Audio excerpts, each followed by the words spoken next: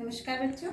आज हम पिछली क्लास में हमने जो थ्योरी में किया था देखा था कि अंशों का निर्गमन कैसे होता है। अंशों का निर्गमन सममूल्य पर, प्रीमियम पर और बट्टे पर होता है। ठीक है, तो हम आज देखेंगे कि अंशों का जो निर्गमन है वो सममूल्य, प्रीमियम और बट्टे पर तो होता ही है, पर यहाँ पर हमको ये देखना है कि यदि अंशों का सममूल्य पर निर्गमन होता है और उस राशि को एक मुश्त प्राप्त किया जाता है। हमने पिछली क्लास में मैं आपको बताई थी कि हमको एक मुश्त शब्द को ध्यान में रखना है, तो यहाँ पर भी आज हम क्वेश्चन एक मुश्त राशि जो प्राप्त होती है उसका एक क्वेश्चन हम सॉल्व कर रहे हैं। प्रश्न में जो गिवन है उसको हम लेकर कर रहे हैं। यानी यहाँ पे आप देखिए क्वेश्चन हमारे पास क्या है। क्वेश्चन हमारे पास ये है कि एक कंपनी कितने अंशों को निर्गमित कर रही है। एक कंपनी 45,000 समता अंश। देखिए मैं आपको बताई थी कि हमारे पास दो प्रकार के अंश होते हैं, समता अंश और पूर्वाधिकार अंश। तो हम सबसे पहले समता अंश के क्वेश्चन को सॉल्व कर रहे हैं। तो जिसमें देखिए एक कंपनी है जो 45,000 समता अंश निर्गमित कर रही है। निर्गमित अंशों की संख्या कितनी है? 45,000। और वो कौन से अंश है? वो समता अंश है। ठीक है, और प्रति अंश की कीमत, यानी ये जो 45,000 अंश है उसमें से हर एक अंश की कीमत कितनी है? 10 रुपए है। तो हमको ये 10 रुपए प्रति अंश की कीमत को लेकर ये 45,000 अंशों के निर्गमन की राशि का कैलकुलेशन करना है। तो यहाँ पर कंडीशन ये है कि राशि एक मुश्त प्राप्त हो गई है। देखिए एक मुश्त राशि प्राप्त होना, यानी यहाँ पर हमारे पास है कि जितना ये 45,000 अंशों पर 10 रुपए करके प्रत्येक अंश का जितना भी अमाउंट होता है वो हमको एक बार में पूरा प्राप्त होगा, उसको हम किश्तों में नहीं मांगेंगे। तो यहाँ पर एक मुश्त का मतलब है कि पहली बार में ही पूरी राशि को हमको प्राप्त होना है, यानी प्राप्त हो जा रही है। तो आपको हमने बताया था कि हमको ऐसी स्थिति में हम केवल 2 ही प्रविष्टि करते हैं। कौन सी 2 प्रविष्टि? आवेदन की दोनों प्रविष्टि। तो इसमें देखिए यहाँ इससे रिलेटेड सबसे पहली प्रविष्टि क्या होगी हमारी? पहली प्रविष्टि होगी हमारी बैंक खाता डेबिट समता अंश आवेदन खाता से। यहां ध्यान रखेंगे। देखिए पहली वाली हमारी, यानी ये आपको एकदम क्लियर होना चाहिए कि जब भी हम एक मुश्त राशि प्राप्त करते हैं तो संपूर्ण राशि हमें आवेदन के साथ प्राप्त हो जाती है। इसीलिए हमारी पहली प्रविष्टि होती है बैंक खाता डेबिट समता अंश आवेदन खाता से। क्लियर? तो अब यहाँ पर हम अमाउंट क्या लिखेंगे? यहाँ पर हम अमाउंट लिखेंगे हम टोटल जितने अंशों का निर्गमन कर रहे हैं। तो हम कितने अंशों का निर्गमन किए हैं? 45,000 अंश। गिवन है आपके पास 45,000 अंश और प्रति अंश कीमत कितना है? एक अंश की कीमत हमारा 10 रुपए है। तो इसीलिए 45,000 अंशों की कीमत कितनी होगी? 10 से गुणा करेंगे। तो हम उसको 10 रुपए से गुणा किए तो हमको कितना मिल रहा है इसका? 4,50,000। तो बैंक खाते में हमको जितनी राशि प्राप्त होगी उसे ही हम लिखेंगे। तो देखिए 45,000 अंशों को यदि 10 रुपए से हम गुणा करते हैं तो हमें मिलता है 4,50,000 रुपए। तो यहाँ पर डेबिट में इतना हो गया। और ये राशि किसकी मिल रही है? ये राशि आवेदन के साथ, संपूर्ण राशि आवेदन के साथ प्राप्त हो रही है। इसीलिए क्रेडिट में भी हमारा 4,50,000 रुपए की एंट्री होगी। क्लियर? और इसका नरेशन हम क्या लिखेंगे? नरेशन आपको पता है एक मुश्त है, इसीलिए क्या होगी? अंश आवेदन की राशि, आवेदन की राशि एक मुश्त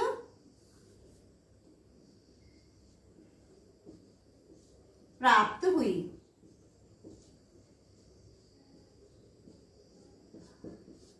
क्लियर हो गया ये आपको? ठीक है, देख लीजिए सबसे पहली प्रविष्टि हमारी क्या हुई? अब एक मुश्त राशि है। यहाँ बार बार मैं एक मुश्त शब्द का इसलिए बोल रही हूँ कि हमको ये एक मुश्त को ध्यान में रखना है कि जब भी ये एक मुश्त वाली बात आएगी या एक प्रश्न में हमको एक मुश्त दिख रहा है, तो हमारे लिए क्या हो जाएगा, आवेदन की दो प्रविष्टि, पहली आवेदन की दोनों प्रविष्टि को करने से ही हमारा प्रश्न खत्म होगा। और ये आपका बोर्ड में 3 मार्क्स का क्वेश्चन आता है, 3 नंबर का ये क्वेश्चन आता है आपको। तो इसीलिए ये हमारी पहली प्रविष्टि होगी। अब हम दूसरी प्रविष्टि करेंगे। दूसरी प्रविष्टि क्या होगी?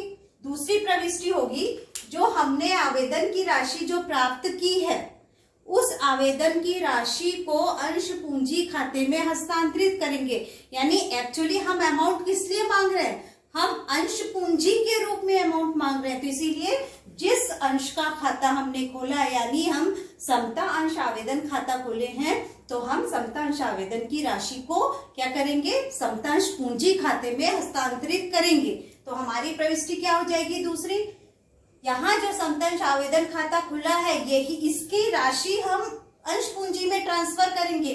तो इसकी राशि को यदि हम अंश पूंजी में ट्रांसफर करेंगे तो हमारा ये खाता बंद होना चाहिए।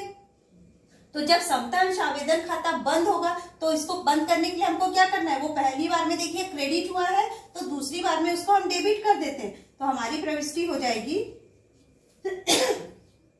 समता अंश आवेदन खाता डेबिट।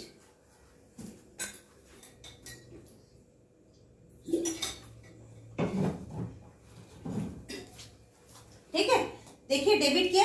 तो अब इस डेबिट में यहां पर जो क्रेडिट में अमाउंट है, यहां क्रेडिट में कितनी अमाउंट है? 4,45,000। यही अमाउंट यहां पर भी आ जाएगा डेबिट में, 4,50,000 रुपए। ठीक है, ये 4,50,000 जो समता अंश आवेदन खाता में पहली प्रविष्टि में क्रेडिट में 4,50,000 था, वही सेकेंड प्रविष्टि में जाके समता अंश आवेदन खाता डेबिट होके 4,50,000 करके हो गया, उसके डेबिट में एंट्री हो गया। अब देखिए जो खाता यहाँ क्रेडिट हुआ है, यही खाता यहाँ डेबिट हुआ, इसका मतलब ये खाता बंद हो गया। हमने 11th में आपने पढ़ा था कि जिस खाते का एक बार जो खाता जिस राशि से डेबिट होता है, यदि उसी राशि से वही खाता क्रेडिट होता है तो वो खाता बंद हो जाता है। तो यहाँ पर देखिए समता अंश आवेदन खाता 4,50,000 से पहले क्रेडिट हुआ है और सेकंड में समता अंश आवेदन खाता उसी अमाउंट से डेबिट हुआ है, इसका मतलब ये खाता बंद हो गया है। अब तो दूसरी प्रविष्टि क्या होगी? अब प्रविष्टि होगी कि ये जो आवेदन की राशि है इसे हम अंश पूंजी खाते में हस्तांतरित करेंगे। तो हमारा अंश कौन सा है? यहाँ पर हमारा समता अंश है, इसीलिए हो जाएगा समता अंश पूंजी खाता से, और क्रेडिट में हम 4,50,000 रुपए लिख देंगे। हो गया। और इसका नरेशन क्या हो जाएगा? इसका नरेशन होगा, क्या होगा? अंश आवेदन की राशि को अंश पूंजी खाते में हस्तांतरित किया गया। अंश आवेदन की राशि को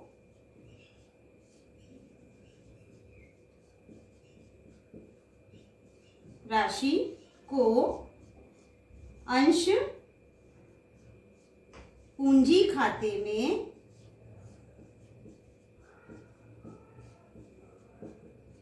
हस्तांतरित किया गया।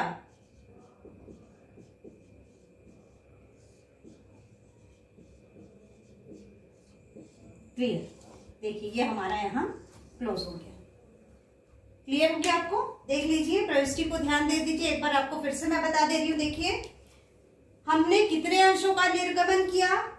हमने 45,000 अंशों का निर्गमन किया जो समता अंश थे। प्रति अंश कीमत 10 रुपए थी, इसीलिए हम जितने भी अंशों का इसमें जितने हमारे पास अंश हो गए उस अंशों से हम प्रति अंश की कीमत को गुना करके राशि निकालेंगे। तो पहली प्रविष्टि क्या होगी? एक मुश्त है, इसीलिए सिर्फ 2 प्रविष्टि होगी। आवेदन की दोनों प्रविष्टि, पहले आवेदन की प्राप्त राशि की, दूसरा आवेदन के देय राशि की। तो पहला बैंक खाता डेबिट 4,50,000, समता अंश आवेदन खाता से 4,50,000, आवेदन की राशि एक मुश्त प्राप्त हुई। हो गया हमारा ये नरेशन। अब सेकेंड आता है हमारा, ये आवेदन की राशि को, समता अंश आवेदन की राशि को अंश पूंजी खाते में हस्तांतरित करना है, इसीलिए यहाँ पे क्या हो रहा है? समता अंश आवेदन खाता डेबिट समता अंश पूंजी खाता से। क्लियर? देखिए, अंश आवेदन की राशि को अंश पूंजी खाते में हस्तांतरित किया। क्लियर हो गया आपको? देख लीजिए, ये हमारा 3 मार्क्स का, बोर्ड का 3 मार्क्स का क्वेश्चन है। अब हम एक काम करते हैं कि हम इस क्वेश्चन को थोड़ा सा बदल देते हैं। कैसे बदलेंगे? हम ये देखते हैं कि अभी हमने क्या देखा, समता अंश करके प्रश्न को हल किया। हमारे पास दूसरे प्रकार का भी अंश है, तो दूसरे प्रकार का अंश हमारा क्या है, पूर्वाधिकार अंश। तो ये जो समता अंश है, इसके जगह हम कर देते हैं 5% 5% पूर्वाधिकार अंश। ठीक है, 5% पूर्वाधिकार अंश, यानी अब किन अंशों को निर्गमित किया गया, अब निर्गमित किया गया 5% पूर्वाधिकार अंश। अब आप एक चीज यहाँ पर ध्यान में रखेंगे कि ये जो पूर्वाधिकार अंश है, इसके सामने आपको 5% दिख रहा है, तो आपको कभी भी प्रश्नों में आपको इस प्रकार से 5% पूर्वाधिकार अंश, 10% पूर्वाधिकार अंश, 8% पूर्वाधिकार अंश, इस प्रकार से किसी भी कोई भी पूर्वाधिकार अंश होगा, उसके सामने आपको एक प्रतिशत दिखेगा। ठीक है, तो वो प्रतिशत होती है उसके लाभांश की दर। ठीक है, तो इसका यहाँ पर हमको इस पूर्वाधिकार अंश के साथ इस प्रतिशत को लिखना, यानी इस पूर्वाधिकार अंश का वो लाभांश का दर है जो उसको नाम देता है। तो इसीलिए जब भी हम इसकी प्रविष्टि करेंगे तो यहाँ पर आपको अभी पूर्वाधिकार अंश के साथ जो 5% इसका कोई कैलकुलेशन नहीं करना है आपको। ठीक है, इसके लिए आपको यहाँ पर कोई कैलकुलेशन नहीं करना है। आपको केवल जहां पर हम देखिए, यहाँ पर समता अंश आवेदन खाता लिख रहे थे, तो यहाँ पर हम क्या लिखेंगे, पूर्वाधिकार लिखेंगे, लेकिन उस पूर्वाधिकार के साथ हम क्या लिखेंगे, 5% पूर्वाधिकार अंश, उसको हमको ध्यान में रखना है। तो इसीलिए यहाँ पर अभी हमारा प्रविष्टि क्या हो जाएगा, देखिए हमारा प्रविष्टि हो जाएगा, पहला प्रविष्टि बैंक खाता डेबिट 5%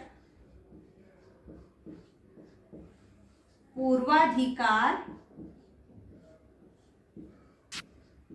अंश आवेदन खाता से। ठीक है,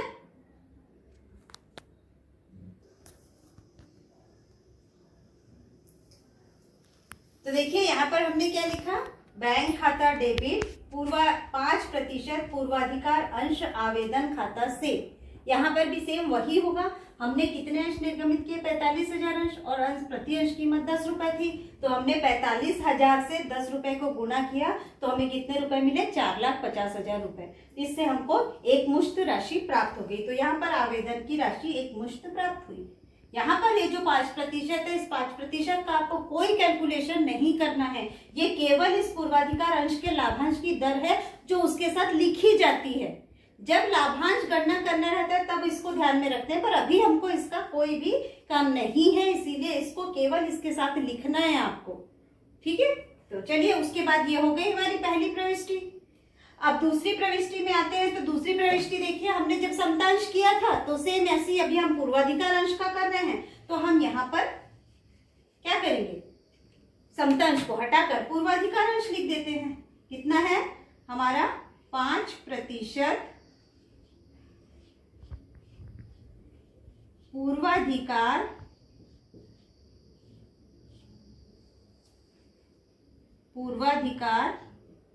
अंश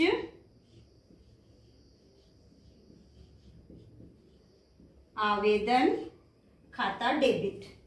फिर वही पूर्वाधिकार अंश आवेदन में कितना अमाउंट, 4,50,000 हमारा क्रेडिट हुआ था, वही अमाउंट हमारा यहाँ आके डेबिट हो गया। अब पूर्वाधिकार अंश आवेदन का पैसा है तो वो कहाँ जाएगा, वो पूर्वाधिकार अंश पूंजी में ही जाएगा। इसीलिए यहाँ पर हम फिर समता अंश को हटाकर हमको यहाँ पे क्या लिखना पड़ेगा, हमें लिखना पड़ेगा यहाँ पर 5% पूर्वाधिकार अंश पूंजी। ठीक है, इसको यहाँ पे ध्यान में रखना पड़ेगा आपको कि यदि हम पूर्वाधिकार अंश का लेखा कर रहे हैं तो पूर्वाधिकार अंशों का आवेदन का पैसा पूर्वाधिकार अंश पूंजी में ही जाएगा, और समता अंश का यदि आवेदन का पैसा है तो वो समता अंश पूंजी में जाएगा। तो ये आपको क्लियर हुआ बच्चों, है ना। ठीक, एक एक बार और मैं इसको समझा दे रही हूँ, देख लीजिए। यदि हमारे पास पूर्वाधिकार अंश है तो हम सारे प्रविष्टियां पूर्वाधिकार अंशों के नाम से ही करेंगे। तो पहली प्रविष्टि पूर्वाधिकार अंशों की पूंजी पूर्वाधिकार अंशों के आवेदन राशि एक मुश्त प्राप्त हो रही है। तो एक मुश्त प्राप्त होने से हमें ध्यान रखना है कि आवेदन की ही दोनों प्रविष्टियां करनी है। तो पहली प्रविष्टि है हमारा बैंक खाता डेबिट और 5% पूर्वाधिकार अंश आवेदन खाता से। और ये 4,50,000 कैसे आया? ये 45,000 अंशों को 10 रुपए कीमत से गुणा किया गया, यानी ये 4,50,000 हमारा कैसे आ रहा है? ये आ रहा है हमारा जो 45,000 हमारे अंश थे उसे 10 रुपए प्रति अंश से गुणा करके हमने इस राशि को प्राप्त करी। क्लियर हो गया आपको ये? और जब पूर्वाधिकार आवेदन की राशि प्राप्त हो गई है तो ये आवेदन के रूप में, आवेदन से जो राशि प्राप्त हुई है वो जिस पर्पस के लिए है उसे वहीं ट्रांसफर कर देते हैं। ठीक है, तो ये किस लिए हमें अंश पूंजी के रूप में चाहिए था, तो इसीलिए पूर्वाधिकार आवेदन की राशि को पूर्वाधिकार अंश पूंजी में ट्रांसफर करेंगे। तो इसीलिए 5% पूर्वाधिकार अंश आवेदन खाता डेबिट, 5% पूर्वाधिकार अंश पूंजी खाता से। और राशि देखिए 4,50,000 था तो वही उस राशि पर हमने यहाँ पे ट्रांसफर कर दिया। नरेशन क्या बना अपना? अंश आवेदन की राशि को अंश पूंजी खाते में हस्तांतरित किया। क्लियर है एकदम? चलिए अब हम एक क्वेश्चन करते हैं जिसमें हम ये देखा, अभी हमने क्या देखा कि समता अंश का एक प्रश्न था। पहला जो प्रश्न हमने किया वो समता अंश का था, दूसरा प्रश्न जो हमने किया वो पूर्वाधिकार अंश का था। पर अब ऐसा होता है कि पूर्वाधिकार और समता अंश दोनों को ही एक प्रश्न में दे देता है, तो हम कैसे करेंगे? ध्यान से सुनिए। यदि एक ही प्रश्न में समता अंश भी निर्गमित कर रहा है और पूर्वाधिकार अंश भी निर्गमित कर रहा है, तो दोनों अंशों को यदि निर्गमित कर रहा है तो हम कैसे इसका लेखा करेंगे, उसकी एंट्री हमारी कैसी होगी? तो उस टाइप का भी हम एक क्वेश्चन देखते हैं। तो इसमें देखिए, जैसे हमारे पास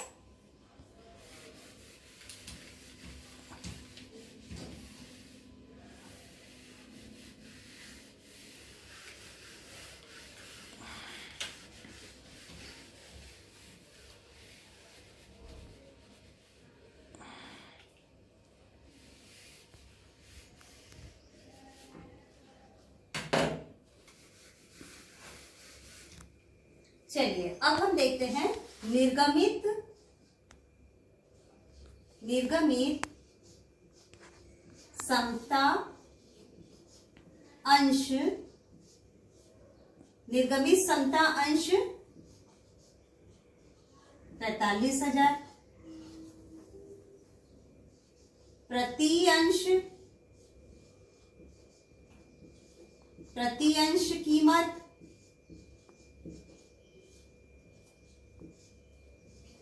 10 रुपए। ठीक है, फिर है हमारा निर्गमित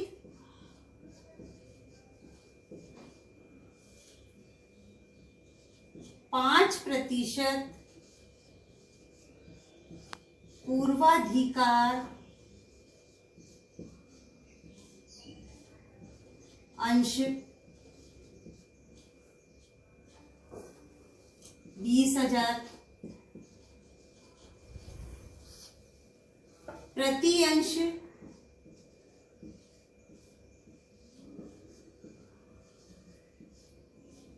कीमत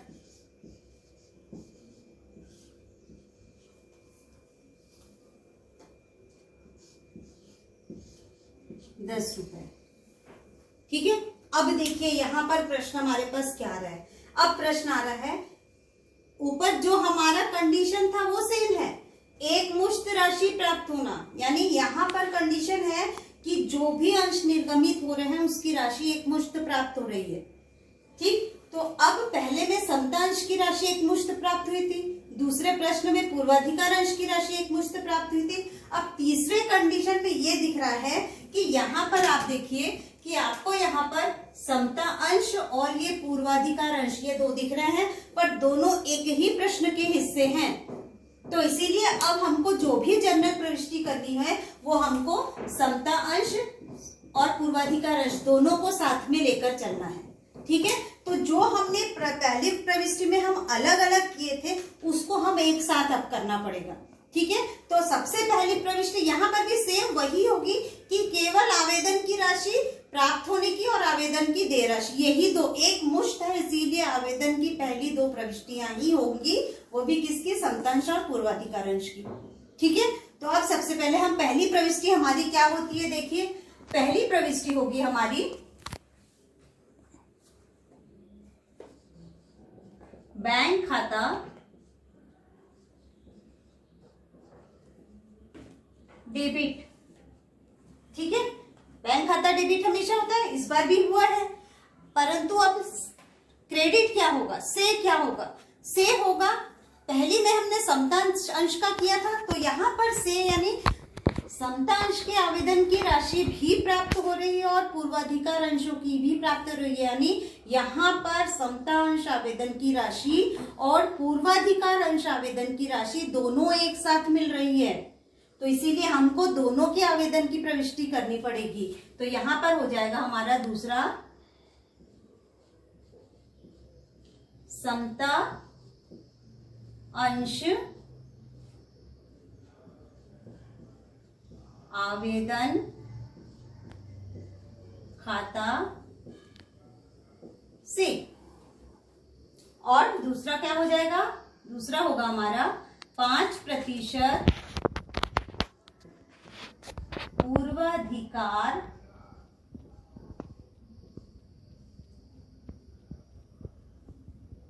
अंश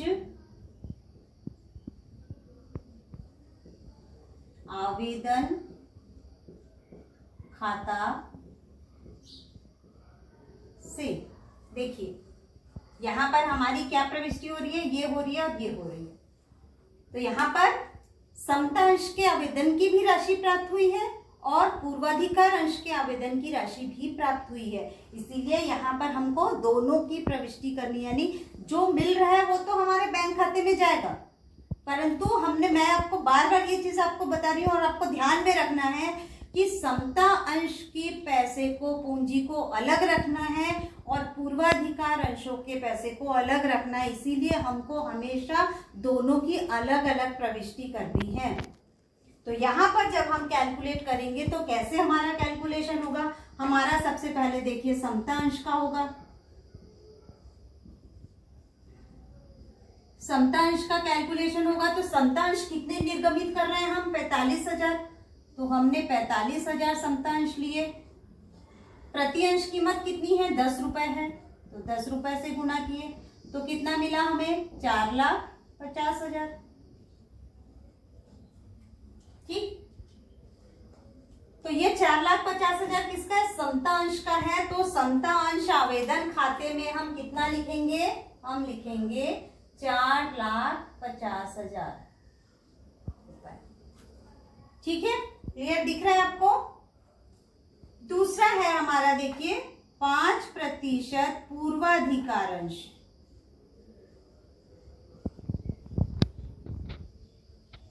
5% पूर्वाधिकार अंश है। पूर्वाधिकार अंशों की संख्या कितनी है, 20,000, ये 20,000, प्रति अंश कीमत कितनी है, 10 रुपए, ये 10 रुपए, तो हमारा कितना होता है, ये 2 लाख रुपए बनते हैं।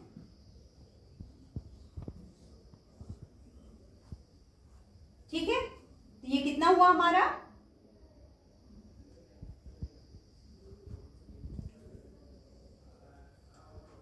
2 लाख रुपए। तो अब हमारा पूर्वाधिकार अंशों की में कितनी राशि जाएगी, उसमें राशि जाएगी हमारी 2 लाख रुपए। ठीक है, कैलकुलेशन आपको समझ में आया। अब समता अंश के 4,50,000 रुपए प्राप्त हुए और पूर्वाधिकार अंशों के 2 लाख में प्राप्त हो गए हैं, तो टोटल हमें कितना मिल रहा है, 4,50,000 प्लस 2 लाख, यानी हमें राशि प्राप्त कितनी हो रही है, नकद प्राप्त कितने हो रहे हैं, हमें नकद प्राप्त हो रहा है हमें 4,50,000 प्लस 2 लाख, तो कितना हुआ ये 6,50,000। तो ये टोटल राशि हमको नकद कितनी आ रही है 6,50,000 की। किसके किसके रूप में 4,50,000 समता अंश का और 2 लाख पूर्वाधिकार अंश का। तो ये बैंक में हमारा कितना जाएगा, जितना टोटल नकद है, तो 6,50,000 हमारा बैंक में चला गया, 6,50,000। देखिए ये हो गया आपका डाउट क्लियर। और नरेशन क्या होगा, सेम वही, क्या हो जाएगा हमारा नरेशन, समता अंश आवेदन एवं 5% पूर्वाधिकार अंश आवेदन की राशि एक मुश्त प्राप्त हुई। ये हमारा नरेशन हो गया। अब आपको देखिए नरेशन को पढ़ने से पूरा आपका जनरल प्रविष्टि भी क्लियर हो जाता है। यानी समता अंश आवेदन की राशि कितनी थी 4,50,000, पूर्वाधिकार अंश आवेदन की राशि कितनी थी 2 लाख, और दोनों की राशि एक मुश्त प्राप्त हो गई है, इसीलिए बैंक खाते में जाके 6,50,000 की प्रविष्टि। तो हमारा ये फर्स्ट प्रविष्टि खत्म होता है। क्लियर। अब इसकी सेकंड प्रविष्टि करना है। सेकंड प्रविष्टि क्या होगा, सेकंड प्रविष्टि होगी समतांश आवेदन की जो राशि प्राप्त हुई है उसे समतांश पूंजी खाते में ट्रांसफर करेंगे, और पूर्वाधिकार 5% पूर्वाधिकार अंशों की जो आवेदन की जो राशि प्राप्त हुई है उसे पूर्वाधिकार अंश पूंजी खाते में ट्रांसफर करेंगे। ठीक, तो यहाँ पर देखिए सेकंड प्रविष्टि आपकी क्या बन रही है, समतांश आवेदन की राशि कहाँ जाएगी, समता पूंजी में। तो इसीलिए हमारे ये दोनों जब यहाँ पे क्रेडिट हुए हैं, ये दोनों को बंद करके इनका पूंजी खाता खोलना है, तो इनको बंद करना है तो हम इनको डेबिट करेंगे। तो यहाँ पे हमारा हो गया समता अंश आवेदन खाता डेबिट। समतांश आवेदन का पैसा कितना है 4,50,000, 4,50,000। क्लियर। और फिर दूसरा पूर्वाधिकार अंश है, इसका भी खाता बंद करना है और इसको कहाँ जाना है, इसको पूंजी उसके पूर्वाधिकार पूंजी में ट्रांसफर करना है, इसीलिए इसको भी बंद करना है, तो इसको डेबिट करेंगे। इसको लिखेंगे 5% पूर्वाधिकार अंश आवेदन खाता डेबिट। देखिए दोनों डेबिट हो रहा है क्योंकि पहली प्रविष्टि में दोनों क्रेडिट थे। ठीक, तो डेबिट में और इसके अमाउंट कितना था 2 लाख था, तो यहां पर भी हमारा 2 लाख लिख देंगे हम, 2 लाख। क्लियर। और अब जब ये दोनों खाते पहले क्रेडिट थे अब डेबिट हुए तो बंद हो गए हैं, और इसकी राशि को हमको कहाँ ट्रांसफर करना है, समतांश आवेदन की राशि को समतांश पूंजी खाते में, और पूर्वाधिकार अंश पूंजी खाते की राशि को पूर्वाधिकार अंश पूंजी खाते में। तो सबसे पहले हम समतांश आवेदन की राशि को उसके पूंजी खाते में ट्रांसफर करते हैं, तो यहां पर हो जाएगा हमारा समता अंश पूंजी खाता से। ठीक, तो कितनी राशि है 4,50,000, वही यहां पर हमारा क्रेडिट में भी 4,50,000 हो गया। ठीक, अब पूर्वाधिकार अंश की राशि है आवेदन की, अब इसको कहां ट्रांसफर करना है, उसके ही पूंजी खाते में, तो यहां पर हो जाएगा 5% पूर्वाधिकार अंश पूंजी खाता से। कितना 2 लाख था, तो यहां पर भी 2 लाख ही आ जाएगा।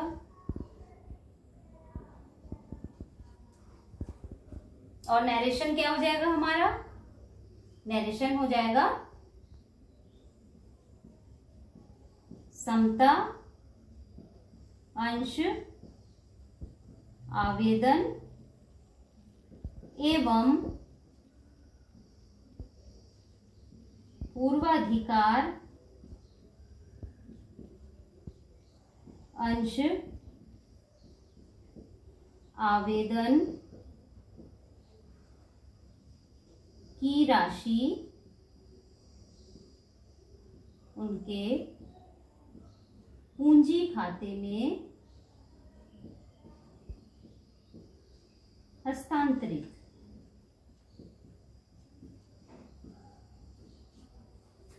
ठीक, ये हो गया हमारा क्वेश्चन। अब इसको आप लोग देख लीजिए ध्यान से, और ये हमारा एक मुश्त का जो प्रश्न है वो हमारा क्लियर होता है। एक मुश्त का जो प्रश्न है यानी आपको केवल समतांश का एक मुश्त राशि समतांश की प्राप्त हुई, तो हमने पहले क्वेश्चन उसको देखा। यदि केवल पूर्वाधिकार अंशों का एक मुश्त राशि प्राप्त होता है तो हमारा दूसरा प्रश्न था। और तीसरा, यदि हमें समतांश और पूर्वाधिकार अंशों की राशि दोनों की एक मुश्त प्राप्त होती है, जो ये वाला प्रश्न था हमारा, तो हमको ये प्रश्न इस प्रकार से हल करना है। तो ये आपका बोर्ड का 3 नंबर का क्वेश्चन है, आप इसको ध्यान में रखेंगे और इस प्रकार से आप इसको हल कर सकते हैं। ठीक है, तो चलिए अब इसके बाद आगे का हम अगली क्लास में देखेंगे।